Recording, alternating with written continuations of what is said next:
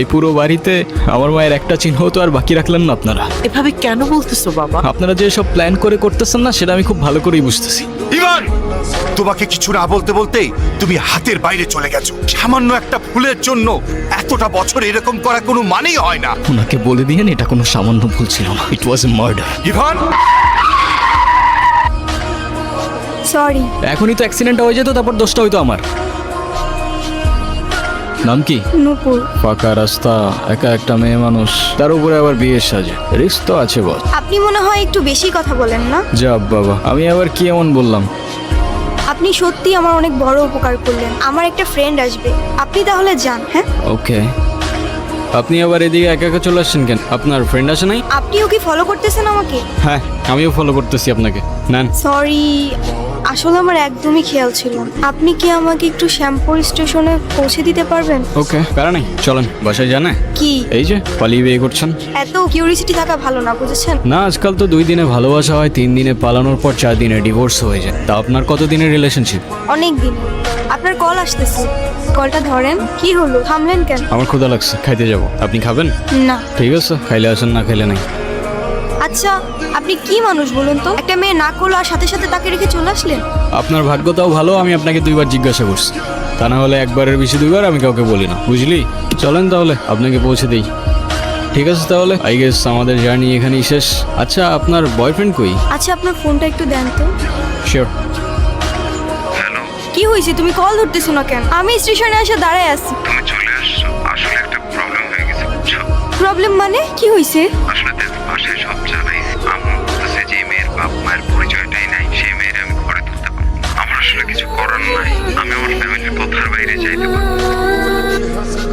নেন, এই শহরের মানুষগুলোর জন্য কান্না করে লাভ নেই, মুখটা ধুয়ে ফেলেন, আর পারলে সাথে নিজের কষ্টগুলোও মুছে ফেলেন। বলছিলাম না, আজকাল মানুষের 2 দিনে ভালোবাসা হয়, 3 দিনে পালাই গিয়ে 4 দিনে ডিভোর্স হয়ে যায়। আপনার তো তাও ভাগ্য ভালো, আগেই কাহিনী শেষ। আমার সাথে বারবার কেন এমন করে বলতে পারেন? সে যেহেতু আসে নাই, আপনি বাসায় ফিরে যান। না, আমি আর ওই বাসায় ফিরতে পারবো না। ফিরতে চান না মানে? ঠিক বুঝতে পারলাম না। মা বাবা হারানোর পর আমি আমার মামা বাড়িতেই বড় হই। কিরে এত দেরি হলো যে? জায়গা যাও, বেতন দিছে না? মামা দিছে। তো খারাপ আছিস কে? টাকাটা দে। এনে এই 500 টাকা তোর কাছে রাখ। আর তোর মামি আসলি কোষ? আমি হাটে গেছি। মামার একটা বদ অভ্যাস, মামা জুয়ায় আসক্ত। 3 বেলা না খেয়ে থাকলেও তার জুয়া ছাড়া এক মুহূর্ত চলতো না। আর তার জুয়ার সঙ্গী ছিল জাহাঙ্গীর। আরে বাস মিয়া, তুমি আর খেলো না। এমনি তোমার মেলা টাকা বাকি পড়ে আছে। এমনি খেললে তো বাড়িঘর বন্ধ রাখতে হবে। এর থেকে তোমার আমি যেটা কইছি সেটা তোমার লেগে ভালো। জাহাঙ্গীর নিজের স্বার্থ উদ্ধারের জন্য সবকিছু করতে পারে। সুযোগ বুঝে আমাদের বাড়িতেও চলে আসে একদিন। রেখা, এগুলো ওরে পড়ায় নিয়ে আসো। আজকে জাহাঙ্গীরের লগে ওর বিয়া। মাইয়াডার তো কিছুই কর নাই। বেশি কথা বাড়ানো তো। যাও, ওর রেডি করে নিয়ে আসো, যাও। এই কান্তাছস কেন? তোরে না একটা পুলায় ভালোবাসে, ওই পুলাটারে কল দে। কল দিয়া পুলাটার সাথে পালায় আসা। তোর জীবনটা নষ্ট করিস না। রনি আমাকে সব সময় বলতো ও নাকি আমাকে অনেক ভালোবাসে, আমার জন্য সবকিছু করতে পারবে। আর যখন কাঁধে দায়িত্বটা পড়লো, সেই ভালোবাসা জানালা দিয়ে পালায় গেল, তাই তো? আমি তোমাকে ভালোবাসি, শুধু এই 3টা শব্দ বলে দিলেই তো আর ভালোবাসা হয়ে যায় না। সারা জীবন পাশে থেকে দায়িত্বটা কাঁধে নিয়ে তারপর ভালোবাসাটা প্রমাণ করতে হয়। আমি এখন কই যাব, কি করব, কোনো কিছুই না বুঝে উঠতে পারছি না। আপনি চাইলে আমার সাথে যেতে পারেন। কোথায়?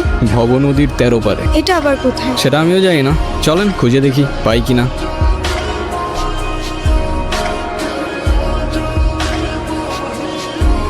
কি হলো? ফিউয়েল শেষ। এখন উপায়? আরে সেটা তো আমিও বুঝতেছি না। এ বাস বাইরো। এই কিরা? নিজের ভাগ্নিরে ভাগাই দিয়া তুই আমারে কইতেছস পাইছো? শালা টাকা দে, তুই আমার টাকা দে। এইসব কি কইতেছো জাহাঙ্গীর তুমি? এত টাকা আমি কই পাবো? তুই টাকা দিবি, আর নাহলে তোর ভাগ্নিরে তুই আনবি। ওর সাথে বিয়ে হওয়ার আগ পর্যন্ত এই শিরনে আমি খুব। মোস্তফা কে? আমার বাবা। মা আর আমি অনেকদিন বায়না করার পর অবশেষে একদিন বাবা আমাদের ঘুরতে নিয়ে যায়। মা মা আইসক্রিম খাবো। আইসক্রিম? দাঁড়াও, আমি যাবো আর আসবো।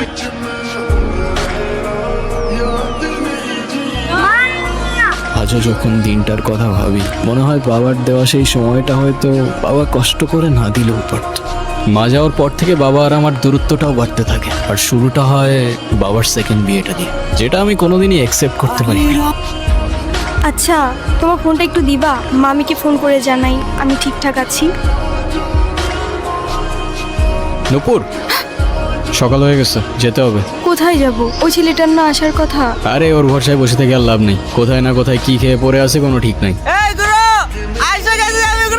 কই ছিলি তুই? তেল নিয়ে আসছস? কিন্তু মেহমান ঠিকই নিয়ে আসছে। নপুর, আমি তোমারে বারবার বললাম যে আমি শেরওয়ানিটা পরাই, তো তুমি আমার লেগে এতটুকু অপেক্ষা করতে পারলা না? তোমার লেগে শেরওয়ানি আমি এখনো করিনি। সময় থাকতে থাকতে তোর ভাড়াটে নাট বল্টু নিয়ে কাইটা পর জাহাঙ্গীর। সময় চলে গেলে শেরওয়ানির সাথে সাথে তোর ইজ্জতটাও খুলে যেতে পারে। নপুর, তুমি আসো আমার সাথে। হাতটা ছাড় জাহাঙ্গীর। তুই জাহাঙ্গীরের লগে লাগতে ইস্তা। এই জাহাঙ্গীর কেনা তুই এখনো চিনোস না? তোর মতো জাহাঙ্গীর প্রত্যেকটা গলির মোড়ে জঞ্জালের মতো পড়ে থাকে, চেনার প্রয়োজনই মনে করি।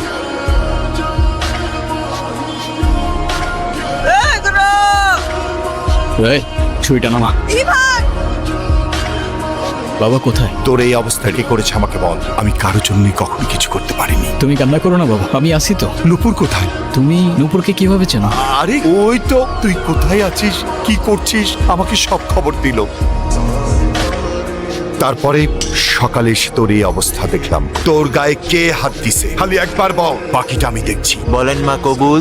আমি কবুল বলবো না। বিয়ে করবি না মানে? করবে না মানে করবে না। তুই আবার এনেছিস? ওরে আজকে আমি এই সাবধানে, তোর জবানের চেয়েও ট্রিগার ফার্স্ট চল। একবার চেপে দিলে তোর কথা আর আমার কান পর্যন্ত পৌঁছাবে না ভাই। বাবা, এই জাহাঙ্গীর আমার সহজ সরল ভাগ্নিটারে ভয় ভীতি দেয়, আজকে বিয়ে করতে আইছে। আমারে বাঁচাও বাবা। এ বাস, এই তুই আমার লোকে পড়ে নিতেছস? তোর ভাগ্নির সাথে বিয়ে দেওয়ার কথা বলে তুই আমার কাছ থেকে 1.5 লাখ টাকা নিছস। তুই এখন তোর ভাগ্নির লোকে আমার বিয়ে দিবি আর নালে টাকা দিবি? একটা মানুষ এতটা স্বার্থপর হয় কি হল? আপনার নিজের মেয়ে হলে এটা করতে পারতেন। বাবা, আমার ভুল হয়ে গেছে, বড় ভুল হয়ে গেছে, আমার মাফ করে দাও বাবা। যার উপর জুলুম করছেন তার কাছে মাফ চান। আমারে মাফ করে দে মা। শুনেন আব্বাস মিয়া, আপনার মেয়ে এখন থেকে আমার মেয়ে হয়েই থাকবে। যেদিন আপনি আপনার স্বভাব চরিত্র পরিবর্তন করতে পারবেন, সেদিন এসে মেয়েটাকে দেখে যাবেন। আমার বাড়ির দরজা আপনার জন্য খোলা থাকবে। আই মা। একটা জীবন সমুদ্রে তার মুক্ত একটা পাখি, আলোতে এলেই দেখা যায় বোকা অন্ধকারের সাথে। সবশেষে পাশে পরিবার, আর পরিবারই তোর লাঠি। ছোট্ট খোকার আকাশ জুড়ে সবুজ প্রজাপতি।